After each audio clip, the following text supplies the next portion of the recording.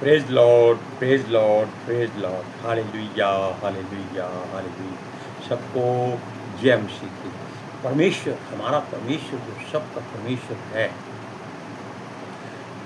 उसका क्रोध कई बार ऐसी जगह पर आ जाता है जिसकी हमें कभी कल्पना भी नहीं की होती, कभी सोच भी नहीं होती। लेकिन कई बार ऐसा होता है कि परमेश्वर के विरोध में हम खुद ही गलती कर लेते हैं और सजा भुगतते हैं। और कई बार परमेश्वर हमारे पूर्वजों का दंड हमारे ऊपर उंडेल देता है। हमने कल भी कुछ आपसे बताया था, आज भी हम एक दो ऐसी घटनाएं आपको बताएंगे जो परमेश्वर के क्रोध का शिकार हुए। हालेलुया। अब हम मिलकर प्रार्थना करते हैं। हे पिता परमेश्वर, खुदावंद खुदा, सर्वशक्तिमान परम प्रधान, हम आपका धन्यवाद करते हैं। आपने दिन भर संभाल के रखा और पिता परमेश्वर हर आशीष और बरकत से अपने बच्चों को भरपूर किया।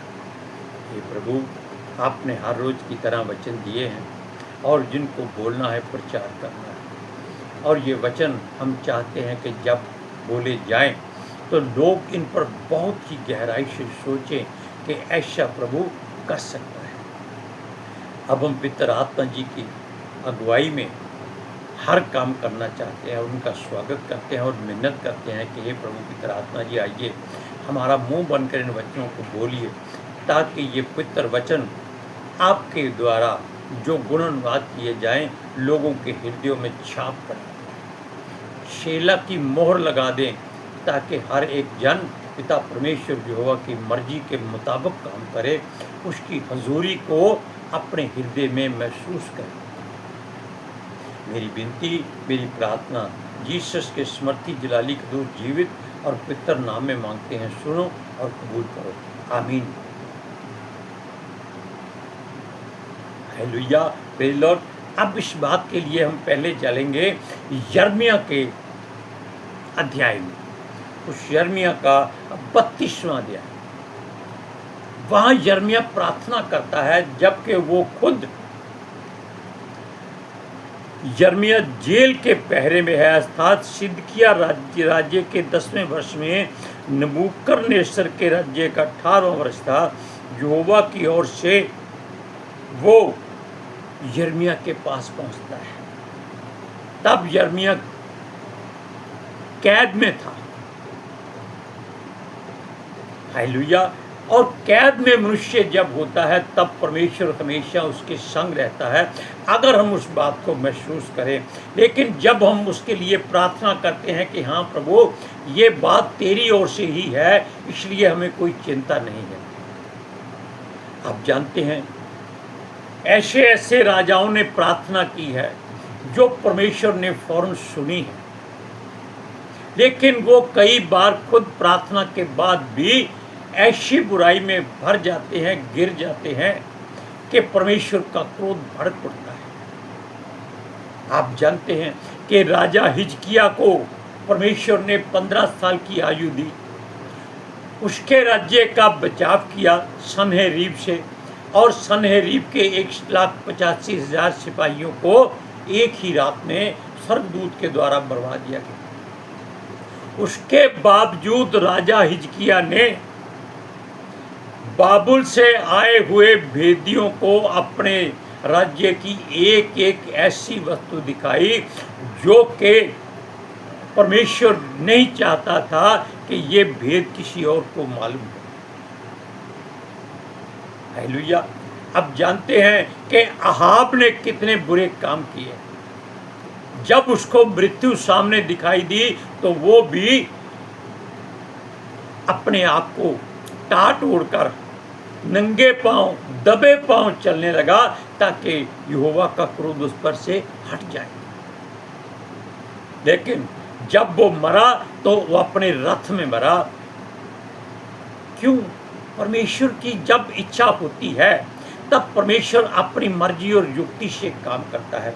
लेकिन यहाँ पर यिर्मयाह पहरे के आंगन में कैद होते हुए भी परमेश्वर से प्रार्थना करता है। उसकी चंद लाइनें हम पढ़ते हैं, ध्यान से सुनिएगा। कहता है 32 अध्याय की 17वीं आयत में शुरू करते हैं, हे प्रभु यहोवा, तूने बड़ी सामर्थ और बढ़ाई हुई भुजा से आकाश और पृथ्वी को बनाया है। और ये बात राजा लोग तब करते थे जैसे यहोशापात, जब उन पर भीड़ आ जाती थी वो चारों तरफ से अपने बैरियों से घिर जाते थे। हालेलुया। अब इस बात में आप सोचिए कि राजा की कैद में होते हुए भी परमेश्वर उसको वचन दे रहा है, कई तरह के बातें उससे कर रहा है कि ताकि हिजकिय्याह की जगह आज यिर्मयाह भी उसके वचनों को सुने। हालेलुया। और अपनी ऐसी कोई गलती ना कर दे जो परमेश्वर को पसंद नहीं है। हालेलुया। क्योंकि जब यिर्मयाह को परमेश्वर ने चुना था तो उससे एक बात कही थी कि मैंने तुझे तेरे जन्म से पहले ही चुना हुआ है। क्या ऐसा कोई ईश्वर, कोई देवता इस बात को बोल सकता है? कभी नहीं बोल सकता, क्योंकि हमारा परमेश्वर यहोवा परमेश्वर सृष्टि का सृजनहार जीवता परमेश्वर है और जीवतों का परमेश्वर है। Praise Lord, hallelujah. इस बात को फिर सुनिए, हे प्रभु यहोवा, तूने आप बड़ी सामर्थ और बढ़ाई हुई भुजा से आकाश और पृथ्वी को बनाया है, तेरे लिए कोई काम कठिन नहीं है। और ये बात ऐसी सत्य है कि जैसे समुंदर धरती के चारों ओर लिपटा हुआ है, जैसे धरती और आकाश मिल नहीं सकते, ये बहुत बड़ी सच्चाई है। जैसे सूर्य अपनी जगह पर स्थिर खड़ा हुआ है, लेकिन हमको दिखाई देता है कि सूरज उदय हो रहा है और सूर्य डूब रहा है, जबकि हम उसके चारों ओर घूम रहे हैं। हालेलुया। और देखिए, उसकी सामर्थ्य से ही उसने आकाश बनाया था, उसने पृथ्वी बनाई थी, और ये सामान उसने कहां से लिया ये कोई नहीं बता सकता। हालेलुया। सुनिए, वो कहता है तेरे लिए कोई काम कठिन नहीं है। अब परमेश्वर मनुष्य तो है नहीं कि हर काम में दूसरे के काम के अलावा अड़िंगा मार के, या परमेश्वर हर काम को लटका दे, या ऐसी बात करे कि कल पर छोड़ देते हैं, या फिर मनुष्य की तरह वो परमेश्वर की बजाय ईश्वरों की पूजा करे। परमेश्वर तो हमारा परमेश्वर है, उसको किसी बात की चिंता फिक्र नहीं है। लेकिन हम इस बात को इसलिए बोल रहे हैं कि हमारा परमेश्वर मनुष्य नहीं जो अपनी बात से मुकर जाए, और जो बातें उसके नबी संत कह रहे हैं उनमें से एक भी झूठ नहीं है। आगे कहता है, तू हजारों पर करुणा करता रहता, परंतु पूर्वजों के अधर्म का बदला उसके बाद उसके वंश के लोगों को भी देता है। ये बात आप इसलिए ध्यान रखिए कि हमारे पूर्वज अब इजरायली गिने जाएंगे, यहूदी गिने जाएंगे। क्यों? हमने परमेश्वर को अपना पिता कबूल कर लिया और अपना मुक्तिदाता उद्धारकर्ता मान लिया है, और उसने हमें अपने बेटे और बेटियां होने का अधिकार दिया है, और उसके पुत्र यीशु मसीह ने हमें सांपों और बिच्छुओं को रौंदने का अधिकार दिया है, और शैतान की सारी सामर्थ को कुचलने का अधिकार दिया है। अब ये बातें केवल हमारा यहोवा परमेश्वर ही कर सकता है। लेकिन यहाँ जो बात कही गई है कि वो हमारे पूर्वजों का जो अधर्म है वो उसके वंश को यानी हम लोगों को दे सकता है, इसलिए चौकन्ने हो जाओ। सुनिए, वो कहता है जिसका नाम सेनाओं का यहोवा है। वो कहता है, हे महान और पराक्रमी परमेश्वर, जिसका नाम सेनाओं का यहोवा है। उसकी सेना स्वर्गदूत नहीं है, वो उसके टहलुए और सेवक है। उसकी सेना वो होती है जो उसके वचन की तलवार लेकर संसार के ऐसे लोगों से मुकाबला करती है जो परमेश्वर का विरोध करते हैं। अब और बात सुनिए, वो कहता है, तू बड़ी युक्ति करने वाला और सामर्थ के काम करने वाला है। तेरी दृष्टि मनुष्यों के सारे चाल चलन पर लगी रहती है और तू हर एक को उसके चाल चलन और कर्म का फल भुगताता है। इस बात को अपने हृदय में रख लीजिए कि जो भी आप करेंगे, अच्छा बुरा करेंगे, कोई बात नहीं, जो कर लिया सो हो गया, क्योंकि वापस नहीं आ सकता। अगर हम खाना खा लेते हैं, उसको हम वापस मुंह से नहीं निकाल सकते। वो कौन निकाल सकता है? केवल कुत्ता। और आप जीवित मनुष्य हैं, परमेश्वर की संतान हैं, आप ऐसी हरकत नहीं कर सकते। इस बात को आप सोचिए कि परमेश्वर ने आपको कितना सुंदर और स्वच्छ बनाया। परमेश्वर आपके लिए हर काम करने को तैयार है।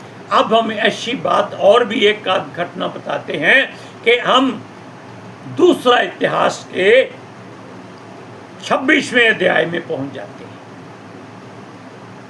वहां भी एक ऐसी घटना हो जाती है कि जो परमेश्वर का विरोध करती है।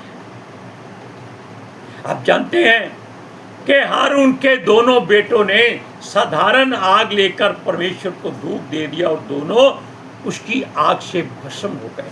लेकिन यहाँ पर एक राजा है उज्जिया, ये है उसके 26वें अध्याय की 19वीं आयत से शुरू करते हैं। राजा उज्जिया अपने आप को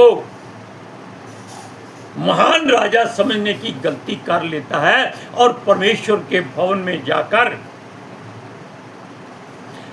याजकों को पीछे हटाकर धूप दान लेकर परमेश्वर की वेदी पर जबरदस्ती धूप देने की कोशिश करता है कि वो राजा है, उसका हक है, वो शुद्ध है, पवित्र है।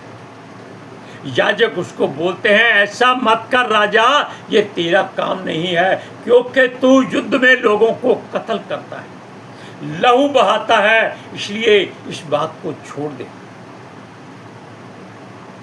जो परमेश्वर करता है उसके काम में दखल अंदाजी मत कर। लेकिन राजा उज्जिया नहीं हटा, वो झुंझला गया कि हट जाओ,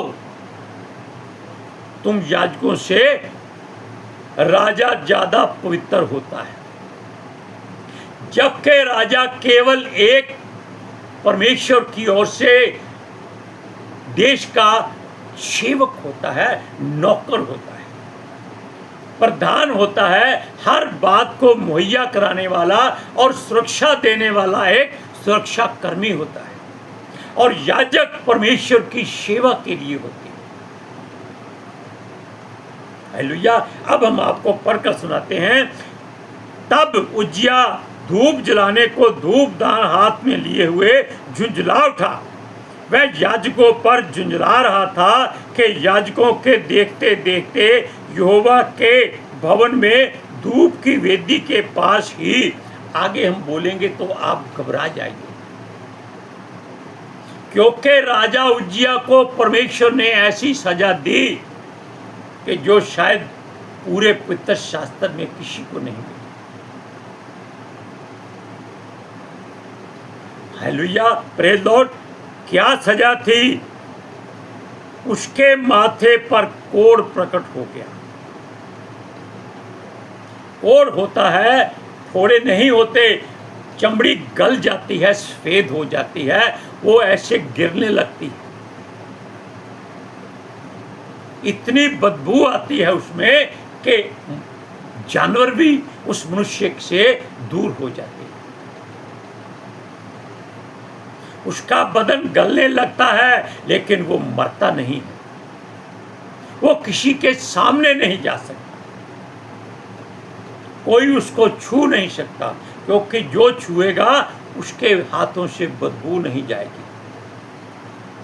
हो सकता है इस राजा उज्जिया के वस्त्र लोग एक बार पहनाने के बाद उसको जला देते हो। बाकी भी सुन लीजिए।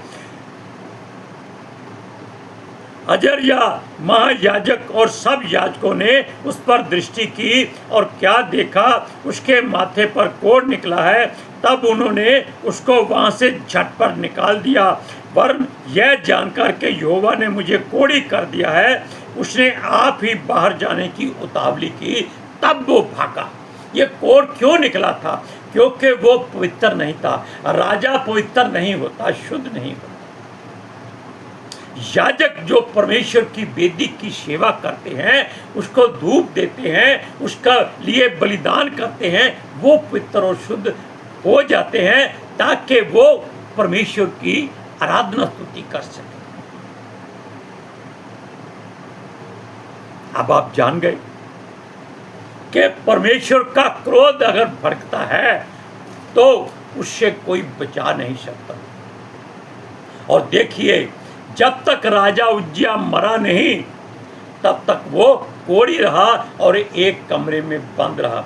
अब हम ये बताते हैं कि किसी अच्छे याजक की संतान को भी राजा लोग मरवा देते हैं।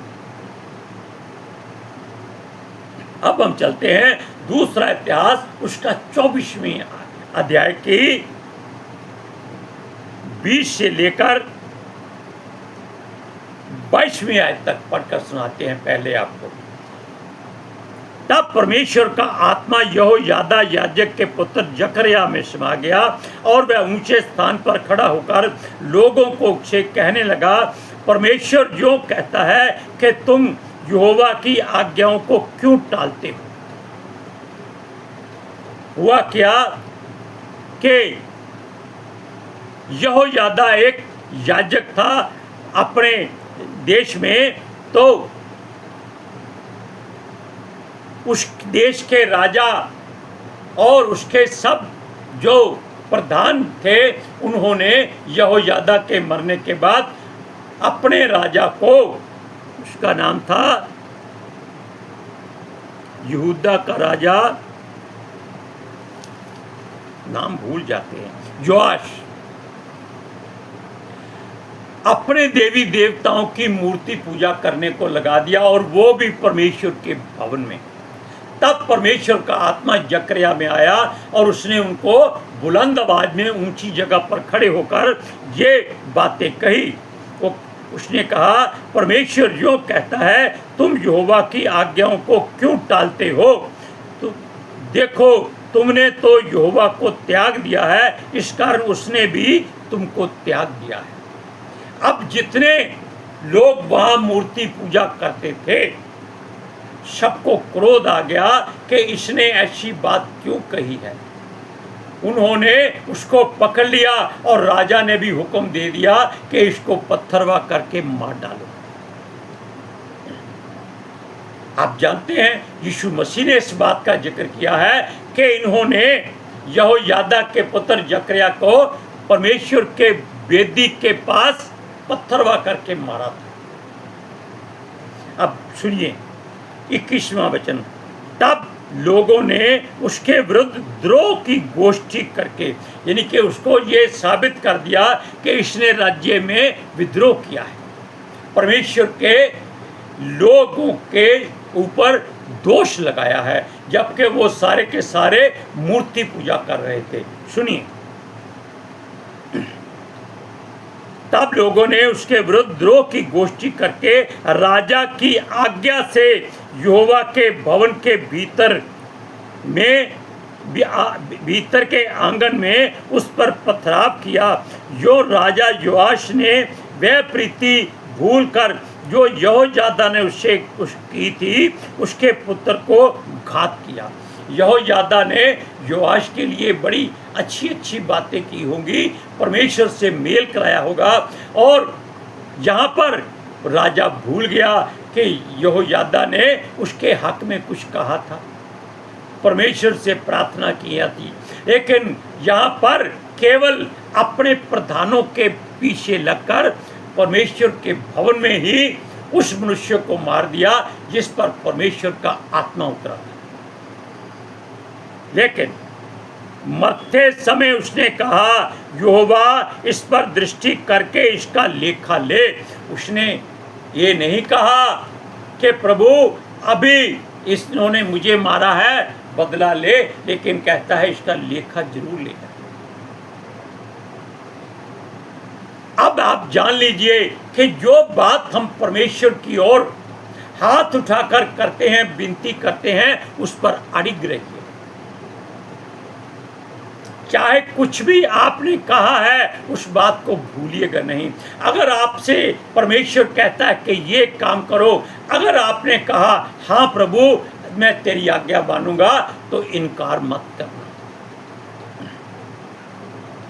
योना नबी ने भी परमेश्वर की आज्ञा को इनकार किया था, लेकिन फिर भी उसको उसका हुक्म मानना पड़ा था। अब हम मिलकर प्रार्थना करते हैं। हे पिता परमेश्वर सर्वशक्तिमान परम प्रधान, हम आपका धन्यवाद करते हैं।